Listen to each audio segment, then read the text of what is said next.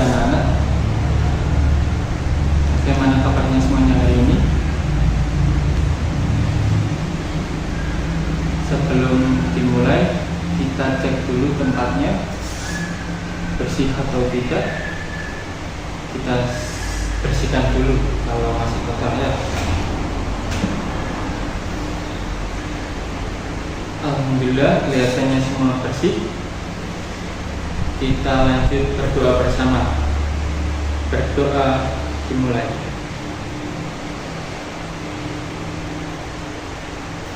Alhamdulillah berdoa telah selesai. Mari kita mulai pelajaran hari ini, yakni masih rukun iman.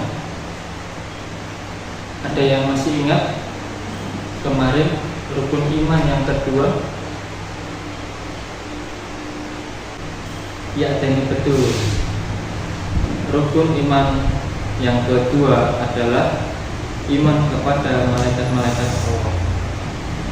Nah, sekarang kita membahas iman kepada kitab-kitab Allah. Sebelumnya masih ingat kan? Rukun iman ada 6. 1. Rukun iman kepada Allah. 2. Kepada malaikat Allah. Yang ketiga kepada kitab Allah. Yang keempat iman kepada Rasul Allah. Terus yang kelima iman kepada hari akhir, ya betul, atau hari kiamat. Terus yang keenam iman kepada qada dan qadar. Alhamdulillah semua masih ingat, dan kita lanjut membahas yang ketiga, rukun iman kepada kitab Allah. Setiap muslim diwajibkan beriman kepada semua kitab Allah yang diturunkan oleh Allah kepada para rasulnya. Pada para rasulnya. Apa yang dimaksud iman kepada kitab Allah adalah meyakini dan membenarkan bahwa Allah mempunyai kitab-kitab yang diturunkan kepada para rasulnya. Apa saja itu? Apa saja kitab-kitab suci Allah? Ada 4. 1. Kitab Zabur. 2. Taurat. 3. Injil. Yang keempat Al-Quran. Diturunkan kepada siapa saja kitabnya? Ada 4, yakni kitab Zabur diturunkan kepada Nabi Daud. Yang kedua kitab Taurat diturunkan kepada Nabi Musa, dan kitab Injil diturunkan kepada Nabi Isa. Dan yang keempat kitab Al-Quran. Kitab Al-Quran diturunkan kepada Nabi siapa? Kepada Nabi Muhammad. Ya betul. Jadi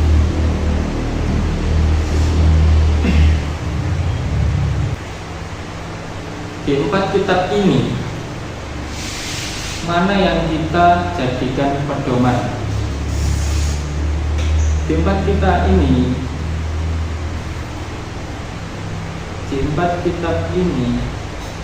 mana yang kita jadikan pedoman, anak-anak? Ya betul, kitab Al-Quran. Kitab Al-Quran kita jadikan pedoman.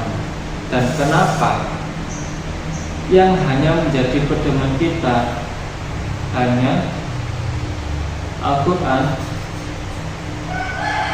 yakni apa anak-anak? dikarenakan kitab-kitab suci diturunkan kepada zaman yang berbeda dan digunakan yang juga zaman berbeda juga, dan digunakan pada zaman yang berbeda juga. Contohnya kitab Taurat. Kitab Taurat diturunkan kepada Nabi Musa untuk apa? Yang tahu? Untuk umatnya, yang berisikan tentang hukum atau undang-undang. Dan yang kedua, kitab Zabur. Kitab Zabur diturunkan kepada Nabi Daud untuk umatnya, yang berisikan tentang nasihat, hikmah, yang ketiga pujian dan sanjungan kepada Allah Subhanahu wa taala. Dan yang ketiga kitab Injil diturunkan kepada Nabi. Ada yang tahu? Ya, betul. Ada yang tahu? Nabi Isa dapat kitab Injil untuk umatnya, yakni berisikan tentang pengajaran, petunjuk, dan tauhid.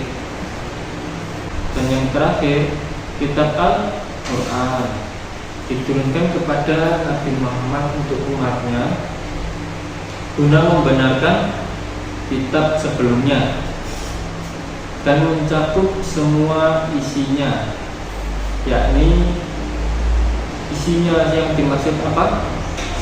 Dan kitab-kitab sebelumnya yang dimaksud ya kitab suci yang ketiga tadi itu dibenarkan oleh Al-Quran yang mencakup semua isinya, ya kitab Zabur, Taurat, Injil, itu semua ada di kitab Al-Quran. Kenapa kok bisa gitu? Bukti adanya kitab-kitab yang sudah tercantum dalam Al-Quran, sebagaimana dalam surah Al-Mu'min ayat 49, yakni walaqad atayna Musa al-kitaba la'allahum yahtadun. Apa artinya semuanya anak-anak?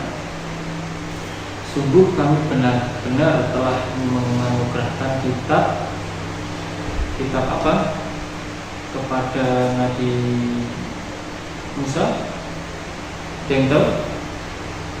Kitab Taurat, ya betul ya tadi. Kitab Taurat kepada Nabi Musa agar mereka mendapatkan petunjuk. Mereka siapa? Mereka umatnya Nabi Musa, Bani Israel, mendapat petunjuk untuk membuat hukum atau undang-undang di zamannya Bani Israel. Ya betul. Bani Israel. Ya, saya rasa sudah cukup sampai sini anak-anak. Alhamdulillah. Untuk pelajaran hari ini jangan lupa dipelajari lagi ya anak-anak. Dan alhamdulillah, mari kita berdoa bersama-sama. Berdoa mulai.